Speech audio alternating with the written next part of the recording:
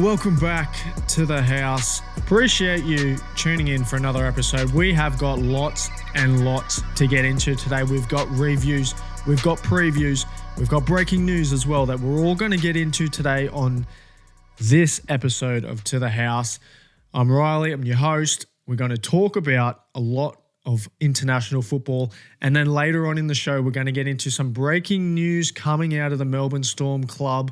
If you haven't heard about it, we're going to break it down. We're going to talk about the consequences of this news. We're going to talk about what this news may entail in the future for this particular player, and then we're going to talk about the future of the club itself. Before that though, sit back, relax. We're talking international footy. We're talking Australia, England. We're talking Tonga, Samoa. We're talking New Zealand, Tonga. It's all happening. Thank you for tuning in. First of all, let's review Australia versus England Game 1, where Australia finished the game with a lead, leading the whole game. Finished with a win. An expected win. It was quite predictable. No one really thought England were going to put up too much of a fight. We talked about it last week. We said England are tough at the first 10, 20 minutes of the game. And that so proved to be the case. But after that, Australia just too much talent on the park. England, could not keep up. They do not have the skill, the big game environments. They don't have that type of experience in their 17. Nothing compared to what Australia do. But in England's defence, no one else in the world has what Australia has in terms of talent, skill, big game players, experienced players. So no matter who Australia were going to come up against, they were going to have that edge. Nevertheless, England, honestly, they just didn't put on a great performance. It looked like a bit of piss poor effort from some of their players. Now, I don't want to bag the bloke, but their fullback, is it Jack Welmsby? Something like that, something along those lines. He had a bit of a stinker, out of position quite regularly, not advancing, not following the football when Australia were attacking.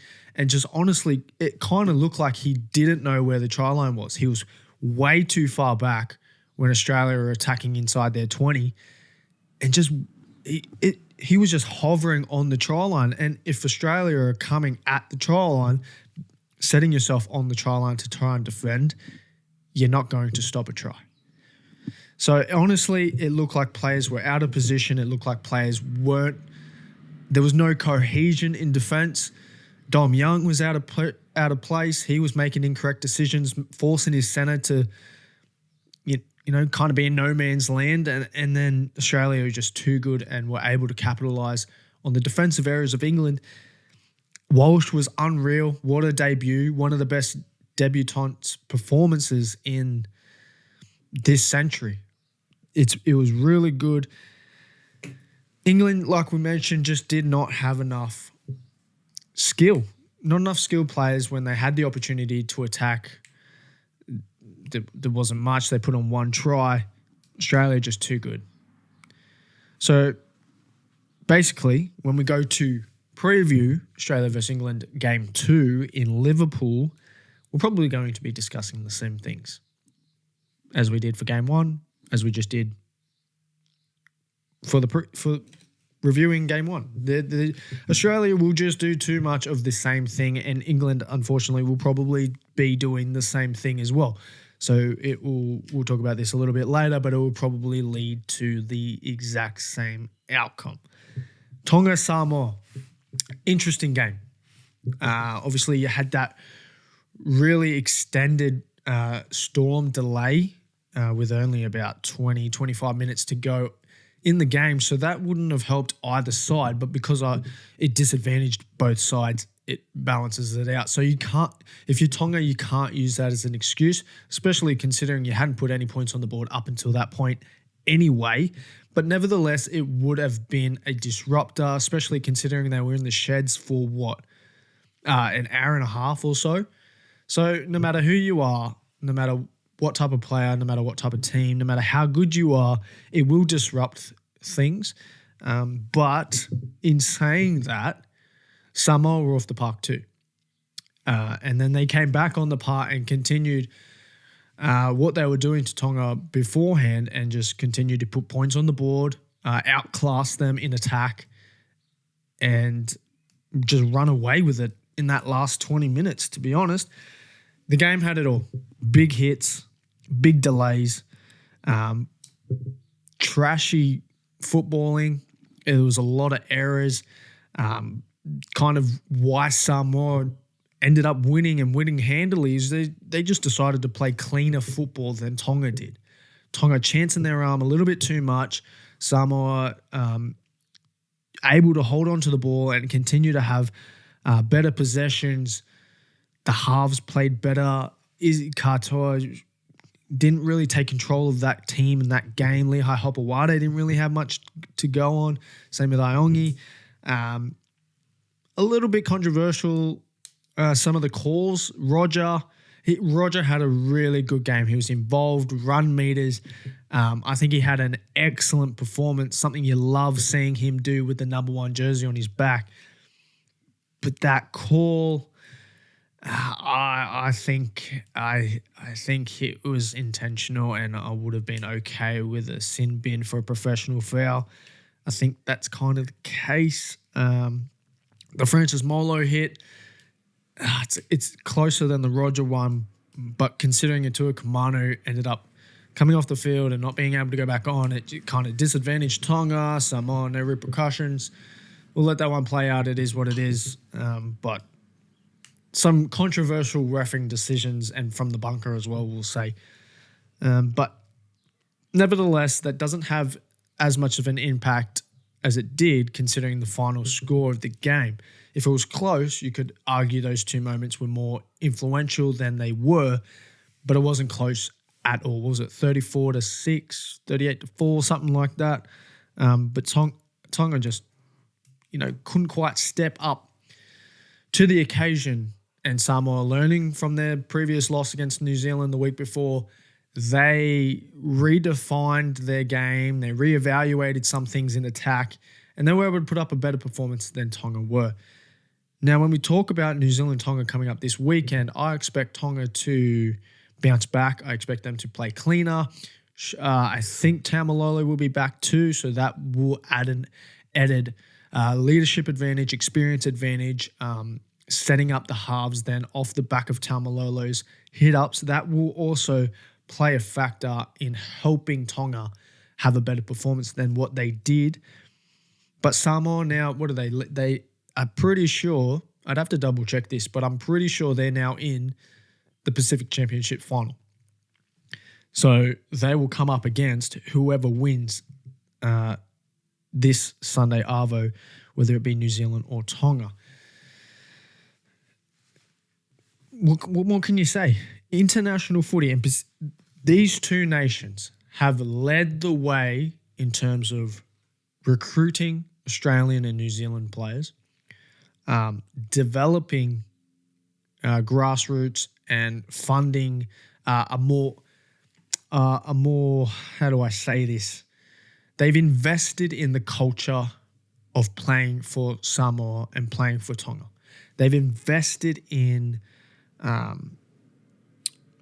pathways, they've invested in camps, they've invested in jerseys and kits, they've invested in coaches. That's not to go unnoticed. They've invested in recruitment in terms of, let's get big names to start with. Let's get Andrew Fafita, Jason Taumalolo, Daniel Tupou, Michael Jennings.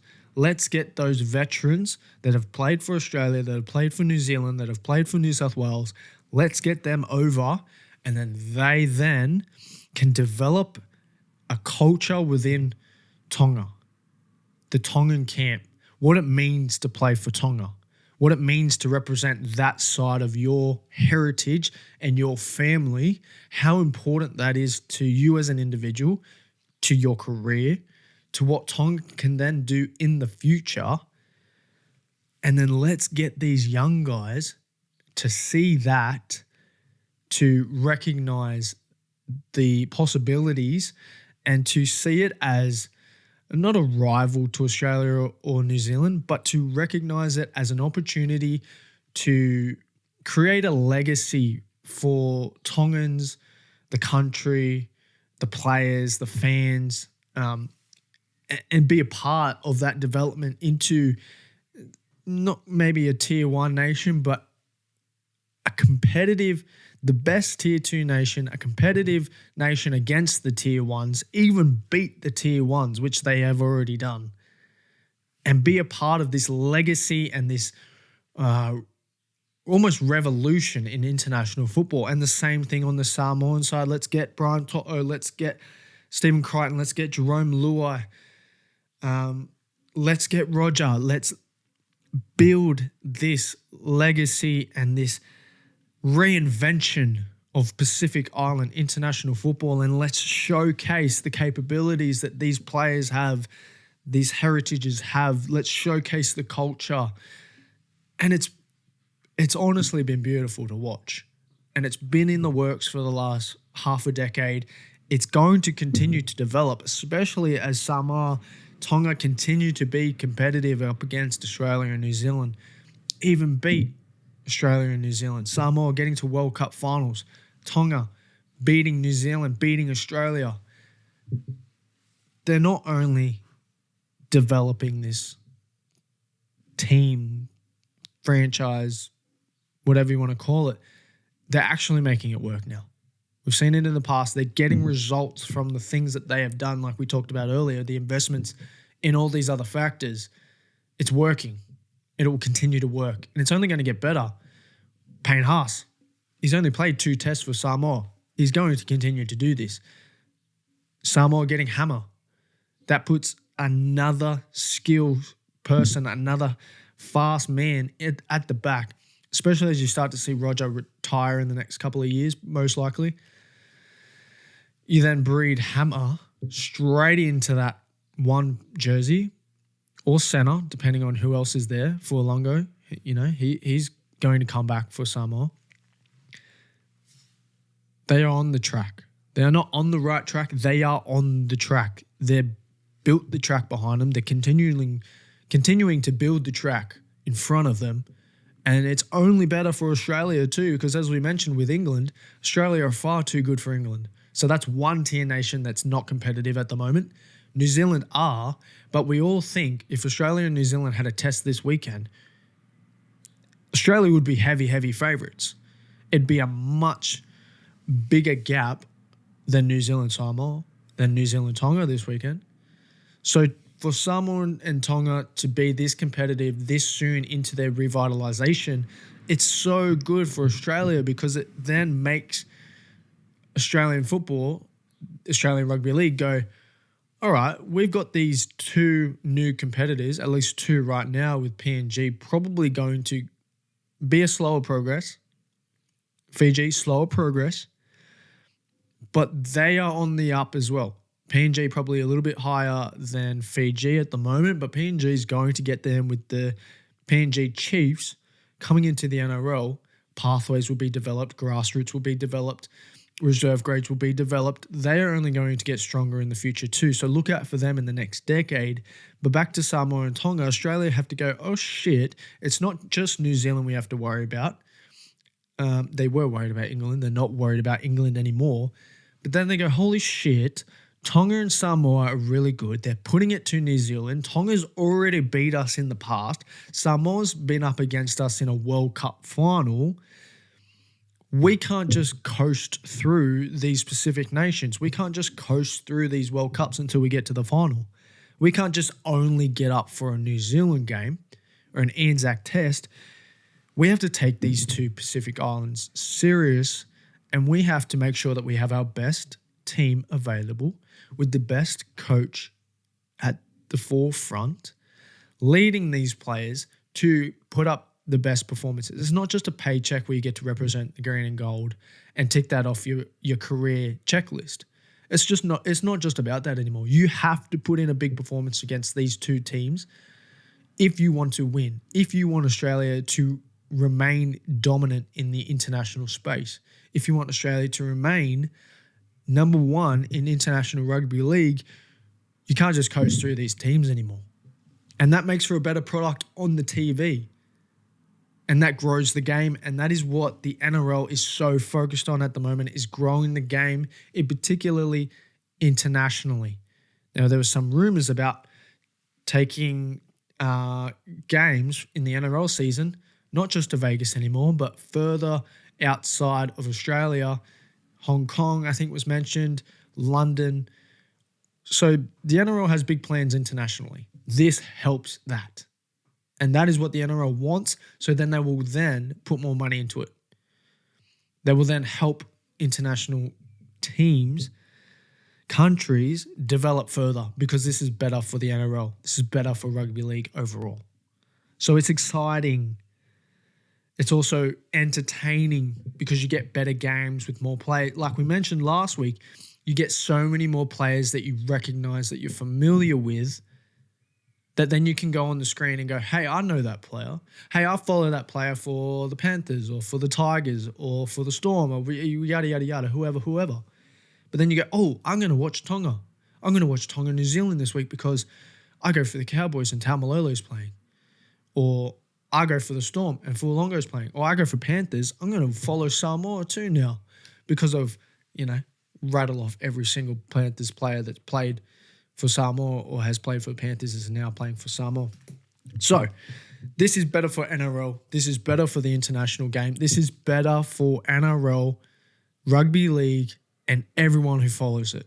So get on board if you haven't already and follow it closely. All right, we've reviewed it. We've talked a lot about it. Let's quickly go through some previews of this coming weekend, and then we'll get into the breaking news that happened only about an hour and a half before I started filming this. So we're going to actually discuss it together as I try and break down it and I try and figure out what this means for the players, the club itself. So we're going to do that together because it is so new. All right, Australia versus England, Game 2, 1:30 a.m. Sunday morning. It's in Liverpool, a little bit of a later start date. So if you want to watch it, it's a little bit better. Kind of, not really. It's still 1:30. Similar to Game 1, I think Australia will be too good. Flat out, I think Australia will be too good for England and it will go pretty damn similar than Game 1.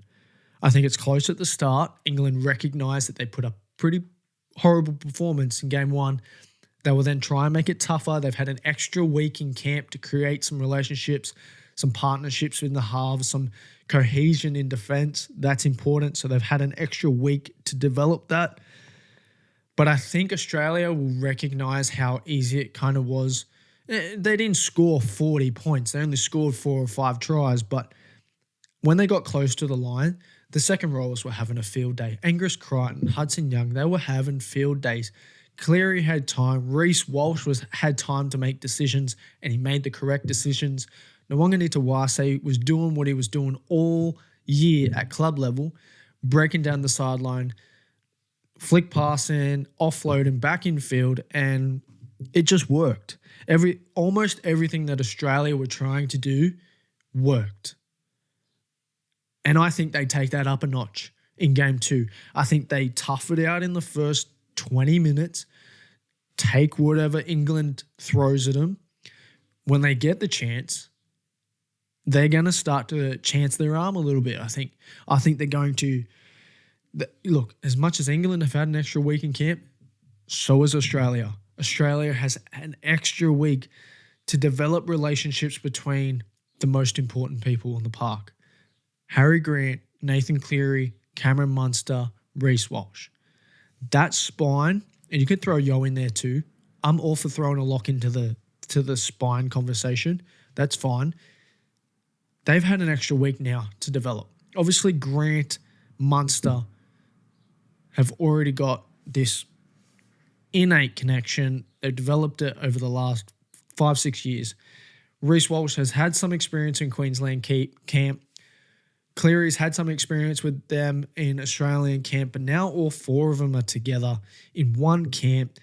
They've had now about 3 weeks of camp by the time this game rolls around. So now they've got more plays.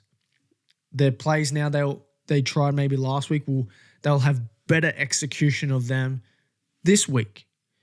So look for Australia to, after they've grinded out that first 20, they're going to start to throw the ball around a little bit more. They're going to try plays that maybe they weren't willing to try last week because they've got their confidence. They're confident that their ability is so much more superior than England's defence that on attack, Australia are just going to throw whatever they want at them. Munster's going to take on the line. Cleary's going to dish. He's going to take on the line. Reece Walsh, we know, he's just going to do whatever he sees with his eyes and he's going to go for it. And over the last 2 months, everything he's gone for has practically worked. So why stop that? Isaiah Yeo will be the ultimate distributor. Same with Carrigan. Same with Tino. They've all got lock experience. They all play lock at club level. So you have 2 locks playing front row. You also have the greatest lock at the moment playing lock. Harry Grant will do whatever he sees best.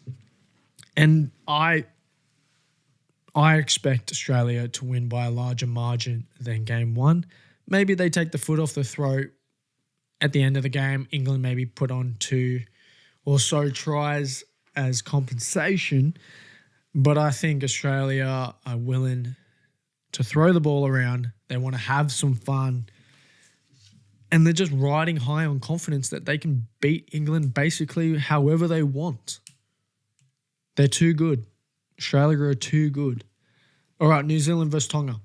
Like I mentioned earlier, I believe Tonga will bounce back. They will have a better performance than what they put up against Samoa. They've had another week in camp, like I've mentioned.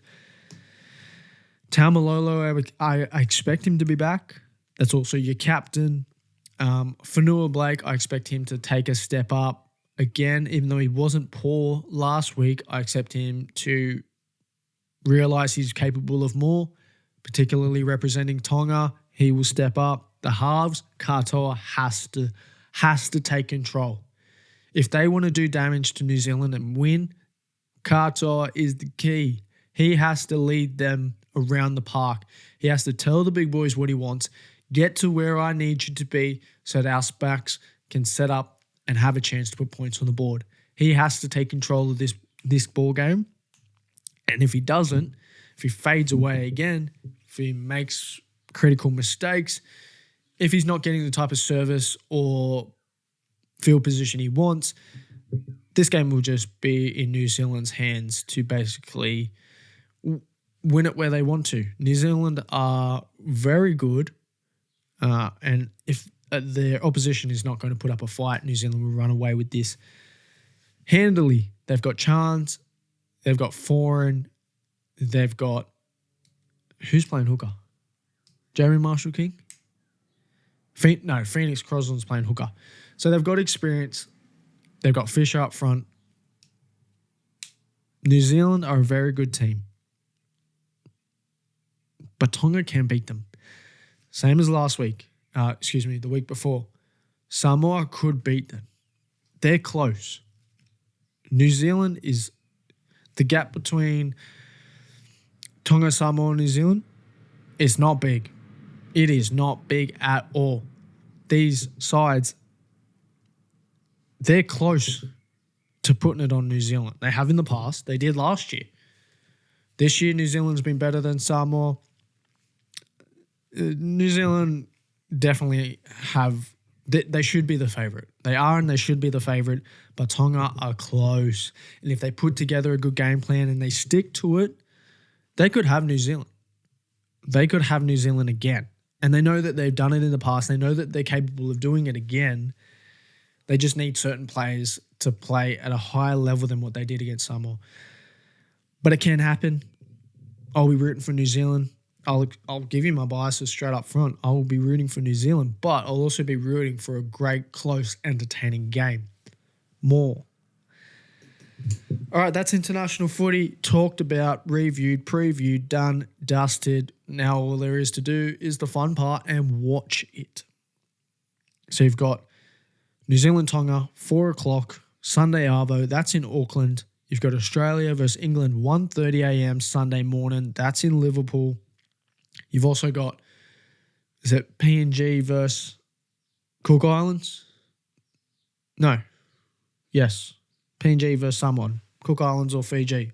Apologies for PNG, Cook Islands, and Fijian fans. They're just not quite there yet. So we're going to talk about these other sides way more than those. So apologies to that. But it's still an exciting product should you have the chance to watch it. All right, the breaking news that I was been teasing the whole episode. Ryan Papenhuyzen has been granted a release from the Melbourne Storm. I did not expect this to come. You obviously heard rumours throughout the back half of back final series, basically. You heard rumours. He was being attracted to other places, should we say. And the rumours were floating, but I did not think he would actually leave the Melbourne Storm. The Melbourne Storm are a tried and true, tested, winning club. They're there. They just made a grand final. They made the grand final the previous year as well. He's won a grand final. He's won a Clive Churchill. You could basically expect them to be back in the same position next year as well, to have a chance to win it all. So I'm a little surprised he left. Now, there are a few questions that I wrote down as soon as I heard this, because I knew this was going to become part of the show, but I have not thought about this so much. So we're going to discuss it together. So first question is, where does he go? Now, a couple of options that have been floated around in the brief reports that I read and listened to as soon as I heard about this is Rugby 360 is obviously the big leader in the clubhouse. They've flashed some money. It's just a question of, is he willing to basically forfeit a chance to come back to the NRL for a big payday? Now, money makes decisions. Money is very influential. And if you're going to make 2-3 years salary in one season, that's very alluring. And you wouldn't blame the bloke for doing that at all, because it sets himself up for life. It sets his family up for life. You don't blame the kid should he do that. The other question is he going to an NRL rival club? I don't actually have much of a case for the Rugby 360. I don't know enough about what's been reported about his offerings from Rugby 360. I don't know about money. I don't know about duration. I don't know much about what is going on with Rugby 360 and the link to Ryan Papenhuyzen. Should it be another NRL club, though? I've got some thoughts. It then breeds another question of which club then needs a fullback, because this is a release. So you're seeing him potentially signing with a club to play next year. So who are those clubs that are looking for a superstar fullback to get them over the edge, who have space available as well, because he's not going to be cheap. If he's leaving the if he's leaving the Melbourne Storm, who are contenders for a grand final basically every year, it means he's probably chasing a bigger paycheck. Well, maybe not chasing, but he's not leaving for less. That's for damn sure.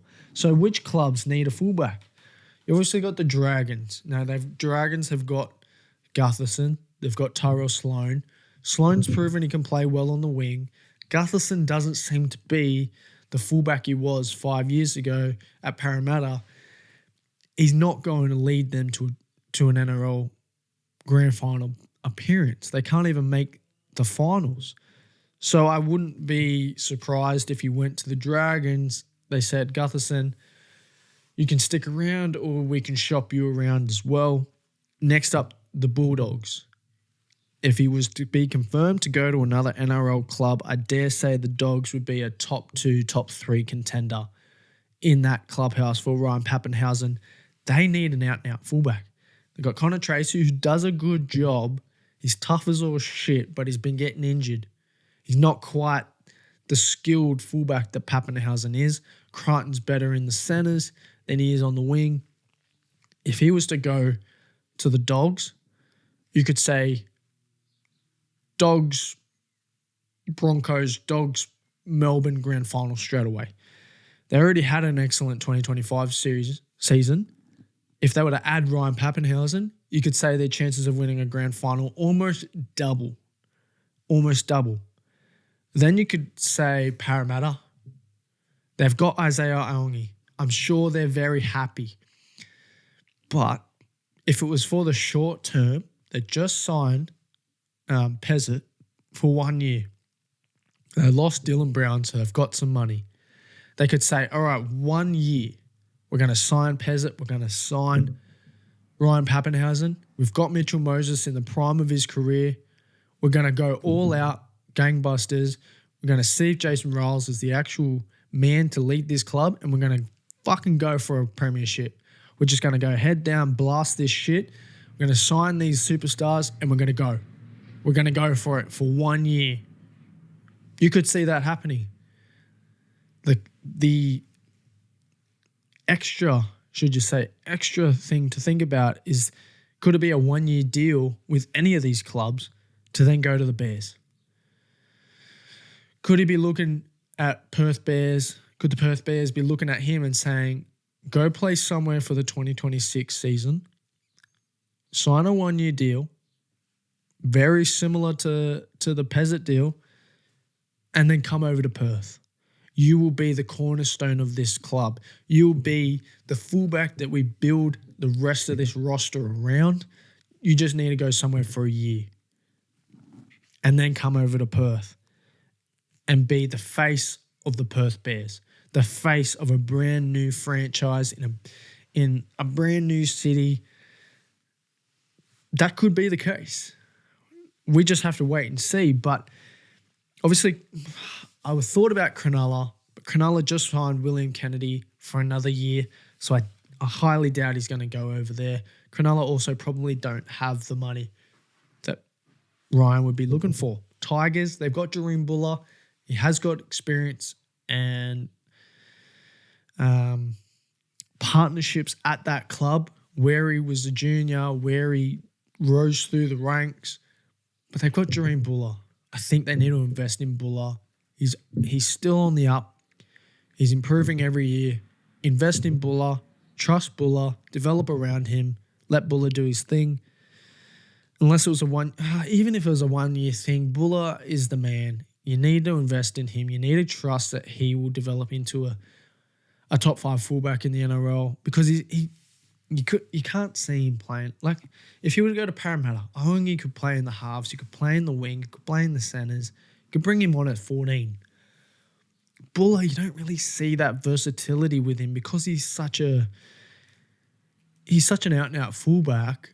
He's got skills to play in the halves, but you don't really want him playing in the halves for the Tigers around someone like Luai, who's basically a 5'8" playing halfback.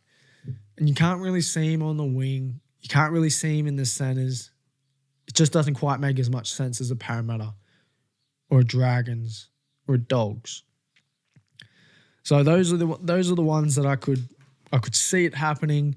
The Perth Bears one, maybe having a layover for 1 year at a Sydney club. It makes sense. That's if he were to stay in the NRL and not go to the Rugby 360. So that's the Ryan Papenhuyzen side of it. What does it mean for Melbourne, though? What does it mean for the future of the club and their chances now that they have to introduce a new member to their already great spine? My thoughts are, obviously, you've got Nick Meaney, who's played fullback many a time, played fullback for the Storm when Papenhuyzen's out. He can do a good job there, but he's not. I think he's better suited in the centres at NRL level. Not quite good enough, in my opinion, to be at Melbourne Storm number 1. Not full time. So my thoughts then is Forlongo. Injured at the moment, I believe. He's not playing for Samoa. Missed the final series. But once he's back, once he's healthy, he is a dynamic player. He is an exciting player. We've seen spurts of it. He's played fullback for a little bit for Melbourne. We've seen what he can do for Samoa. He would be my leader in the clubhouse to play for Melbourne Storm in the number 1 jersey if they want to go internal. Externally, if they're looking at other clubs and other players to sign, I honestly wouldn't, to be honest. There's not enough good fullbacks. Unless you were to try and coach someone over like a Kaya Weeks, Lehigh Hopewade, Chance, Hammer. You'd have to try and get that caliber of fullback over. You can't go for a Kennedy, Gutherson type of fullback. It's just not going to get you where you want to go. But if you were to go for those other players I mentioned, throw the bag at them, that could help you get over the edge of beating Panthers and Brisbane to win a championship. But at the same time, in saying that, I also personally would stick with Fualonga. He knows the system, he knows the players, he's got relationships with the coach and that spine already. He's good enough to be there. I would let him further develop and just give him the reins and say, if I was Bellamy, I'd say, here's your number 1 jersey, put it on and run with it. This is your jersey and your jersey only. Unless you get injured, you are the only player to play in the number 1 jersey, to play at the back of this team. I'm going to give you 2 years to develop and prove to this club that you are the man at the job to win not only in the regular season, not only in final games, but can you be the man to help get us a premiership? Because if you think about the caliber of fullback that the Melbourne Storm have had in the last 30 years, you can't just sign anybody. You can't just put anyone in that fullback jersey and just let them play however they want to play, when they want to play, in whatever manner they want to play. It's the same thing with the Green Bay Packers. They went from, you had, Otto Graham, Roger Staubach in the 60s, 70s, all time. But then you come into the 90s, you have Brett Favre, and then you transition into Aaron Rodgers, and now you've transitioned into Jordan Love. Just all-timer after all-timer after potential future all-timer. And it's just been seamless. The Melbourne Storm are the same thing with fullbacks. You went Billy Slater, Cameron Munster, Jerome Hughes, Ryan Papenhuyzen. It's just hit after hit after hit. Now, Billy Slater, one of the best fullbacks, if not the best fullback of all time. Cameron Munster, a short-term fullback, but played quite well while he was there, transitioned into the half. Jerome Hughes, short-time fullback stint, still played well, transitioned into the halves, basically out of necessity, losing Cronk, losing other halves in that process of retirement and moving on from the likes of Blake Green and etc. Then you had Ryan Papenhuyzen, who just ran with it, took it on and was exceptional. And you don't even know how much better he could have played shouldn't he have not got injured those couple of times. So he just went bang, bang, bang, bang. The shoes to fill as a Melbourne fullback, exceptionally high. You have to be elite. You have to be elite just to play under Coach Bellamy. You have to be elite just to be in that system. Because if you're not, flick, you're out the door, you're going to a non-competitor. Bye-bye. You don't develop into the type of player that the Melbourne Storm demand of you, you're out. So when you even talk about a higher standard for fullbacks, you have to be elite and willing. You have to be willing. And I think Fualonga, they've kept him around for a reason. He is a fullback, out-and-out fullback, but they've kept him around at 14, at the wing, reserve grade, and he's stuck around too. So he sees the potential of his career at the Melbourne Storm, and the Melbourne Storm see potential in him and his career. Move him into the number 1. Here's your fullback jersey, Fualonga. Take it. It's yours. Play well. We believe in you. That's the message the Melbourne Storm have to give Fualongo, and that's the message I would be giving him. And I have high hopes that he will transition the Melbourne Storm into the era of the next superstar fullback in Fualongo.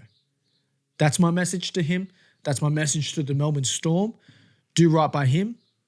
He will do right by you by playing at a high level that he has proven he can, and help the Melbourne Storm continue to make grand finals, continue to win grand finals, because that is their standard. So that is the future for the Melbourne Storm, in my opinion. The future of Ryan Papenhuyzen remains to be seen. The future of NRL, because if he leaves and go to Rugby 360, that then forces the NRL to say, okay, we're going to actually lay down the consequences for players transitioning into this rival club, this league that they don't recognize as a league, this league that they say players shouldn't go to because it risks their financial well-being, their career aspirations, and their chances of playing in the NRL once again. So it will force the NRL as a business, as leadership, to say, these are the consequences. We've seen players now sign and go over. Should you sign, these are the consequences. These are the rules. You must follow them. Players should follow. These are your consequences as well. That's my thoughts on it. Thank you for tuning in. A little bit of a long one today, but I hope it was worth it. Enjoy the football this weekend. Appreciate you tuning in. I'll see you next week. Enjoy the weekend.